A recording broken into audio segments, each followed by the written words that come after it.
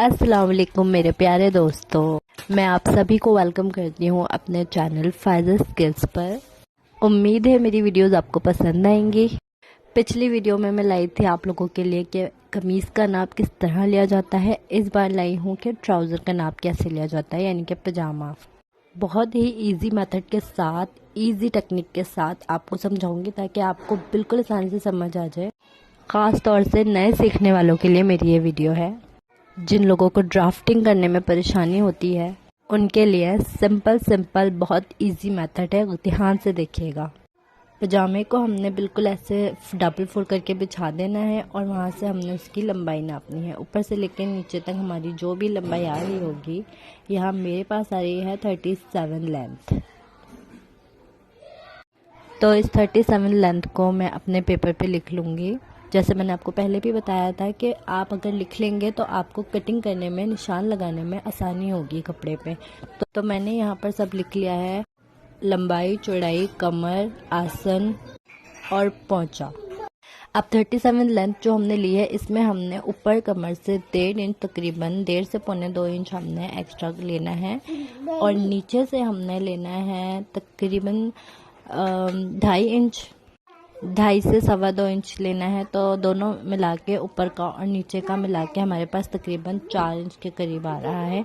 तो हमने अपने 37 लेंथ में 4 इंच ऐड करके लिख देने हैं, प्लस 1.5 से 1.25 इंच हमारी कमर का कपड़ा, नेफे का कपड़ा हो जाएगा और पांचा जो हम मोड़ेंगे वो हमारा होगा तकरीबन 2 से 2.25 इंच या 2.5 इंच।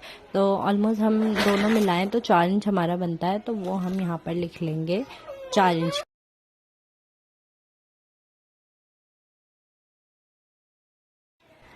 अब हम आ जाते हैं अपने आसन पर, जिसे बहुत सारे लोग मियानी भी कहते हैं। ये देखें, ये आसन हमारे पास जितना भी तैयार आता है, हम सबसे पहले उसे लिख लेते हैं डायरी पे। तो ये हमारे पास आया है 14 इंच आ रहा है या 14.5 इंच आ रहा है। तो ये हम लिख लेंगे अपने डायरी पे।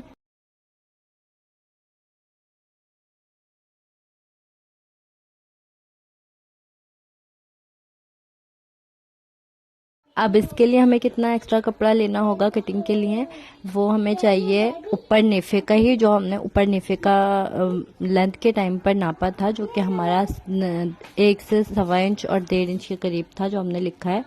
तो ऑलमोस्ट हम यहाँ 1.5 से 1.25 इंच हम एक्स्ट्रा लेंगे और 1/2 इंच जो है हमारा यहाँ रुमाली से मुड़ जाएगा। तो हमें तकरीबन 2.5 इंच एक्स्ट्रा लेना पड़ेगा। तो वो मैं यहाँ पर लिख देती हूँ 2.5 इंच। तो 14 इंच में 3 इंच प्लस करो 17 इंच।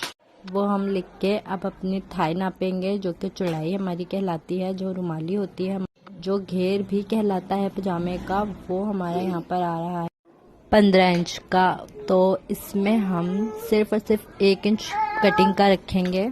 तो हम यहाँ पर लिख देते हैं 16 इंच। उसमें आधा इंच हमारा कटिंग का मार्जिन होगा और आधा ही इंच हमारा सिलाई का मार्जिन होगा। अब आती है एंड में पोंचे की बारी, पोंचा जिसे कहते हैं। तो ये हम इनका नापते हैं, ये कितना इंच आ रहा है, ये आ रहा है 6 इंच हमारे पास आया है।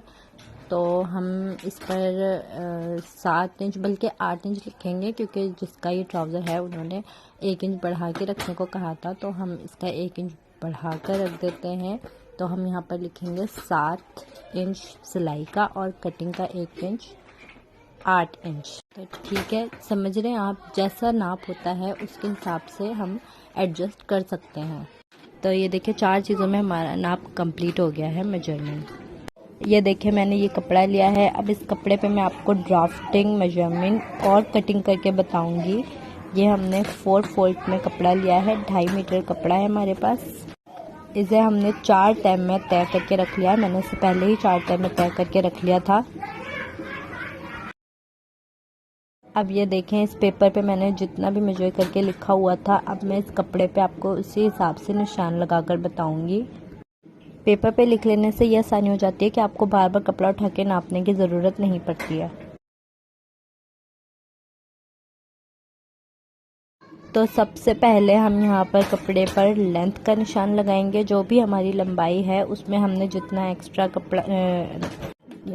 एक्स्ट्रा इंचेस लिखे थे उसको हम काउंट करके पूरा 41 इंच जो हमारा आ रहा था, हम यहाँ पर 41 इंच पर निशान लगाएंगे चॉक की मदद से।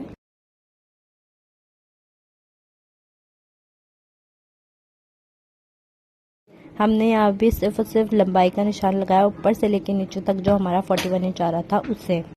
अब आप ये देख लें कि कपड़े को हमने 4th फोल्ड में किया है, इसकी 4 तय है, तो इसे 4 फोल्ड करने से हमारा पूरा पजामा एक साथ कटिंग हो जाएगा। अच्छा, मैं मेजरमेंट में एक चीज़ लिखनी भूल गई थी, वो थी हमारी इलास्टिक का एरिया, वो था हमारा कमर का एरिया, तो वो मैं पहले लिख देती हूँ आपको। उसके लिए हमें पजामे को नापने की ज़रूरत नहीं पड़ती है। हमने क्या करना है, हमने गहराई जो हमारा घेर होता है, चौड़ाई हमारी जो होती है, उससे हमने 2.5 से 3 इंच कपड़ा लेस करके वो यहाँ पर लिख देना है। यानी कि फ़र्ज़ करें हमारी 15 इंच गहराई आ रही है, तो हमने उसमें से 3 इंच माइनस करके ऊपर कमर पर निशान लगा देना है। तो हमारा अगर 15 इंच आ रहा है तो हम उसमें 3 या 2-2.5 इंच माइनस कर देंगे। तो मुझे बहुत ज़्यादा कम कपड़ा भी अच्छा नहीं लगता, तो मैंने यहाँ पर सिर्फ 2 इंच माइनस किए। इस तरह कटिंग करने के बाद जब हम कपड़े में इलास्टिक डालते हैं तो वो इलास्टिक हमारी बहुत अच्छी। तो यहाँ पर देखिए मैंने 2 इंच माइनस गहराई से करके, यानी 15 से माइनस 2 इंच करके 13 इंच पर यहाँ ऊपर कमर पर निशान लगा दिया है। अब हम यहाँ से अपना आसन नापेंगे, जो कि हमारा था 17 इंच का।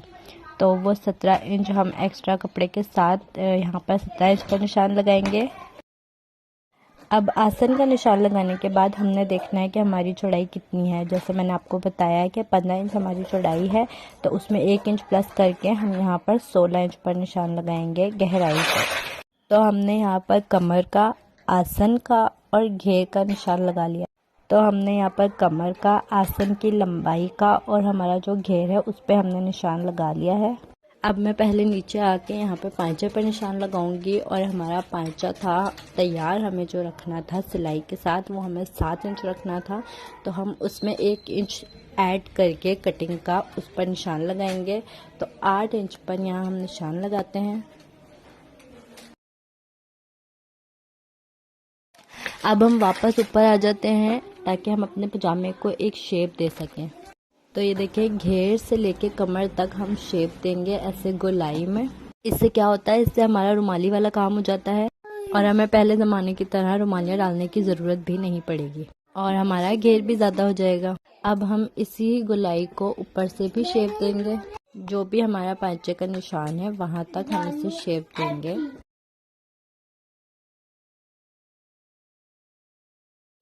देखें, अब इस तरह से आपको सारा नाप समझ में आ गया है।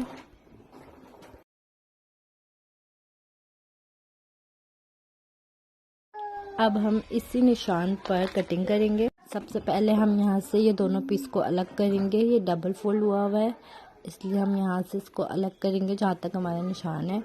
फिर हम कमर की कटिंग करेंगे नीचे आसन तक और घेर तक।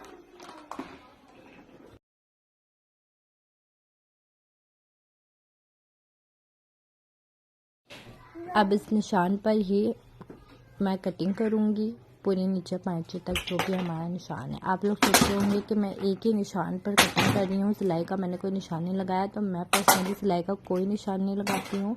मैं जब कटिंग सही करती हूँ तो मेरी सिलाई भी ऑटोमेटिकली परफेक्ट आती है। मुझे 2-2 निशान लगाने की ज़रूरत नहीं पड़ती है। लेकिन मैं आपको कहूँगी, अगर आपको सिलाई करने में परेशानी होती है तो पहले आप सिलाई का निशान लगाएं, उसके बाद कटिंग का लगाएं। लेकिन बहुत सारे लोग इस वजह से कंफ्यूज हो जाते हैं, इसलिए मैंने आपको सिर्फ एक कटिंग का ही निशान बताया है। उम्मीद है आपको मेरी वीडियो पसंद आई होगी। अगर हाँ तो मेरे चैनल को सब्सक्राइब करना मत भूलिएगा। Thank you.